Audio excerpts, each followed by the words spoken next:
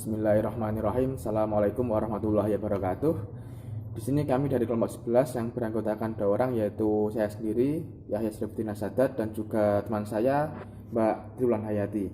Di sini kami akan menjelaskan mengenai pengambilan keputusan. Langsung saja, yaitu mengenai pengambilan keputusan. Poin A yaitu definisi pengambilan keputusan. Kata keputusan berarti menentukan, mengakhiri, menyelesaikan, mengatasi. Secara umum definisi pengambilan keputusan telah dikemukakan oleh banyak ahli. Di antaranya adalah salah satunya yaitu menurut James A. F. Toner, pengambilan keputusan adalah proses yang digunakan untuk memilih suatu tindakan sebagai cara pemecahan masalah. Pengambilan keputusan merupakan proses atau rangkaian kegiatan menganalisis berbagai fakta, informasi, data, dan teori atau pendapat yang akhirnya sampai pada satu kesimpulan yang dinilai paling baik dan tepat.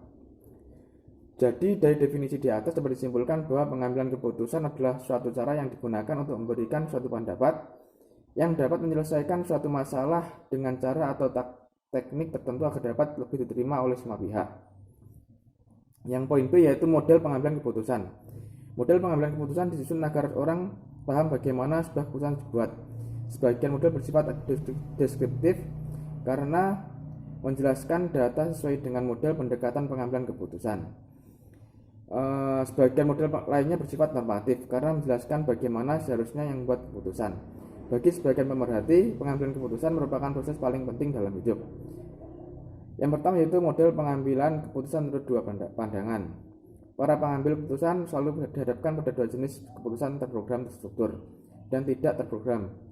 Pengambilan keputusan terprogram memiliki standar operasional prosedur (SOP), di mana standar tersebut diintegrasikan ke dalam tatanan nilai, norma, dan budaya organisasi. Yang kedua yaitu mengenai model pengambilan keputusan berdasarkan pandangan rasionalitas.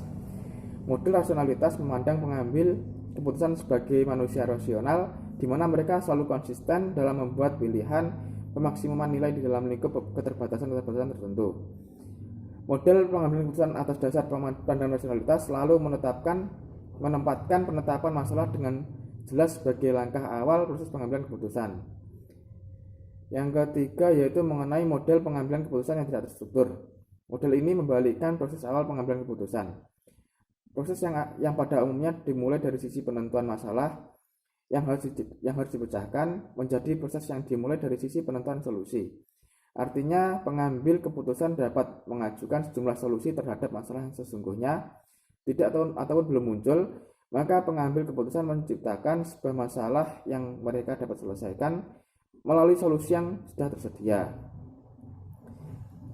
Baik, untuk selanjutnya akan dijelaskan langsung oleh teman saya, Mbak Triwulan Hayati. Baik, saya Triwulan Hayati. Di sini saya akan melanjutkan penjelasan dari Mas Yahya mengenai pengambilan keputusan, yaitu proses pengambilan keputusan. Robbins dan Coulter mengemukakan bahwa ada beberapa tahap dalam pengambilan keputusan, yakni yang pertama mengidentifikasi masalah, kemudian mengidentifikasi kriteria keputusan, selanjutnya memberi bobot pada kriteria, yang keempat mengembangkan alternatif-alternatif, kemudian menganalisis alternatif, selanjutnya memilih salah satu alternatif dan melaksanakan alternatif tersebut, yang terakhir dengan mengevaluasi efektivitas keputusan. Kemudian poin yang terakhir yaitu kesalahan organisasi dalam pengambilan keputusan. Organisasi dalam pengambilan keputusan bisa saja mengalami kesalahan-kesalahan seperti berikut. Yang pertama, perhitungan atau penilaian yang tidak tepat dari masalah. Yang kedua, sasaran atau tujuan objektif yang tidak tepat. Yang ketiga, organisasi menginginkan solusi yang jitu tetapi dengan proses yang instan. Dan masih banyak lagi kesalahan-kesalahan yang terjadi dalam organisasi saat mengambil keputusan sering terjadi karena akibat komunikasi dalam kelompok yang dipengaruhi oleh anggota-anggota, yang dimana anggota-anggota tersebut tanpa sengaja salah mengarahkan kelompoknya. Sekian penjelasan dari kelompok kami. Apabila ada yang salah kami mohon maaf. Apabila ada yang kurang jelas silahkan ditanyakan. Wabillahi taufiq wal hidayah. Wassalamualaikum warahmatullahi wabarakatuh.